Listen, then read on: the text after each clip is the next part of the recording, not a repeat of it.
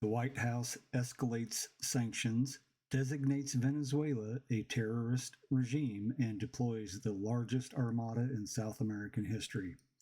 I'm Grim. This is your Grim Dispatch for the afternoon of December 17th. President Trump has taken the most aggressive step yet against Nicolas Maduro's government, ordering what he calls a complete and total blockade. Complete and total blockade of all sanctioned oil tankers entering and leaving Venezuela.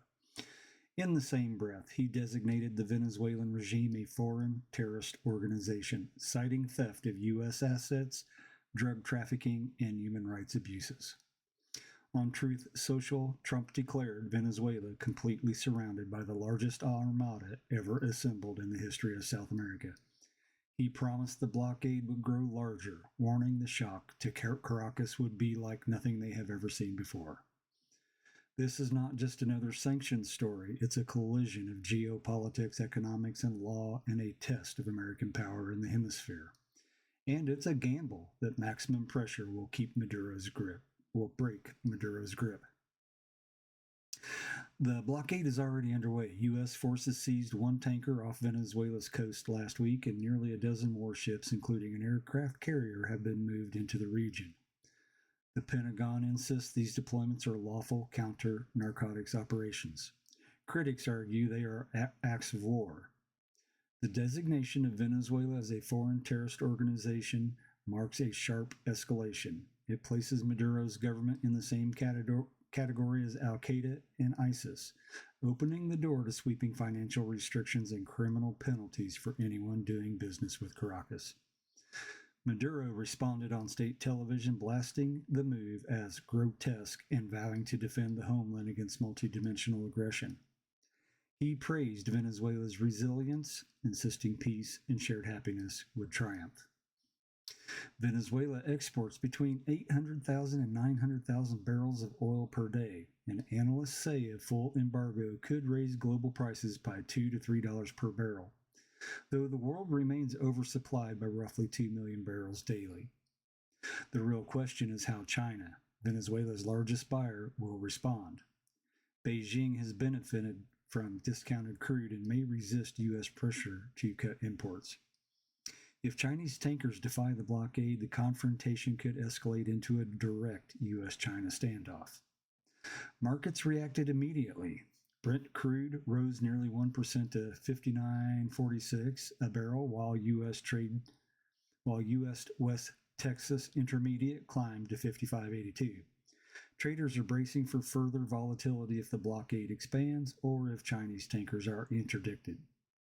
Shipping insurers are already hiking premiums for vessels near Venezuelan waters, and European refiners who rely on diversified supply are watching nervously. Latin American neighbors fear spillover effects on their own economies. U.S.-Venezuela relations have been hostile for decades. Hugo Chavez built his rule on anti-American rhetoric, aligning with Cuba, Russia, and Iran. Nicolas Maduro inherited that posture, deepening ties with Moscow and Tehran while presiding over economic collapse at home. Russia has supplied military equipment and advisors. Iran has shipped fuel and technical support. Both nations denounced the blockade as imperial aggression. Cuba, long dependent on Venezuelan oil, warns of humanitarian catastrophe. Latin America is divided. Brazil's government expressed concern, but stopped short of condemnation. Colombia, a historically aligned with Washington, supports the blockade. Mexico called for restraint, urging dialogue instead of escalation. So this is not just about Venezuela, it's about whether the U.S. can still dictate terms in its own hemisphere, or whether rivals like China and Russia can carve out spheres of influence. Blockades are traditionally instruments of war and permissible only under strict conditions. Representative Joaquin Castro called the move unquestionably an act of war, arguing Congress never authorized it.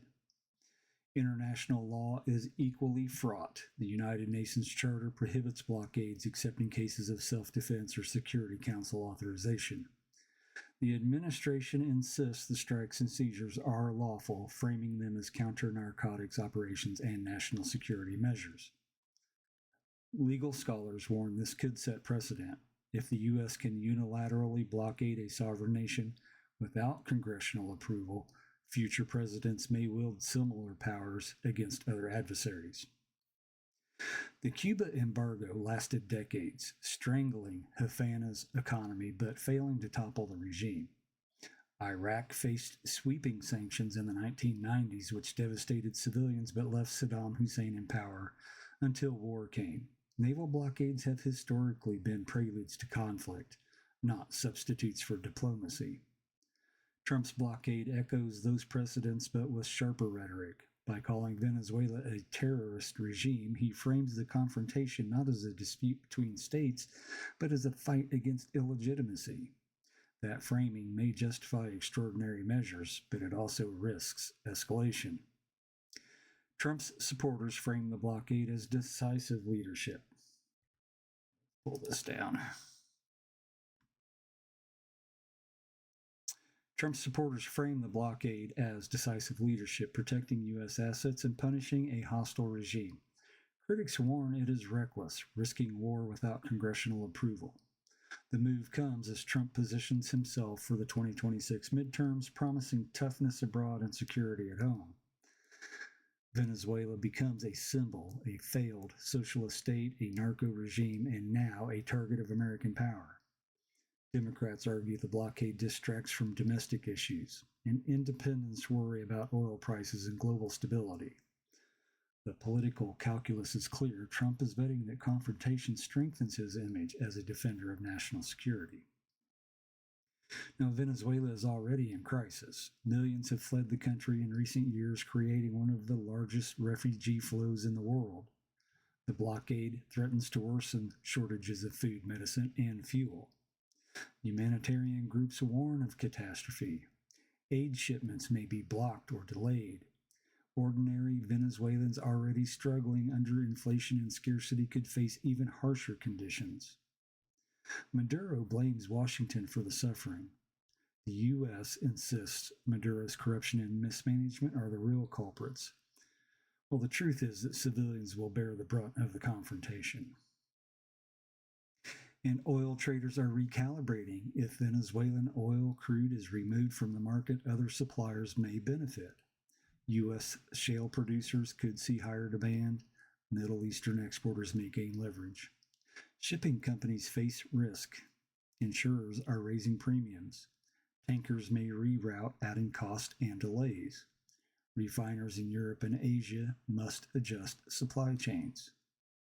Financial markets are jittery. Investors fear escalation could trigger broader instability. And energy stocks rose on the news while airlines and transport companies fell. So this is more than a sanctions story. It's a gamble. Trump is betting that maximum pressure will break Maduro's grip. Venezuela is betting that China and other buyers will keep the oil flowing. China and Iran are betting the confrontation will weaken U.S. credibility. The rest of the world is watching to see whether this blockade becomes the next greatest of America's power, the next great test of American power in the hemisphere. Will it topple Maduro? Will it raise oil prices? Will it spark conflict with China? The answers will shape not just Venezuela's future, but the balance of power in the Americas. This has been your Grim Dispatch for 3:30. Remember, this morning's short covered kids misusing AI, and tonight we're going to dive into Musk's fight over the Twitter trademark. The day's coverage is complete. See you tomorrow. Thanks.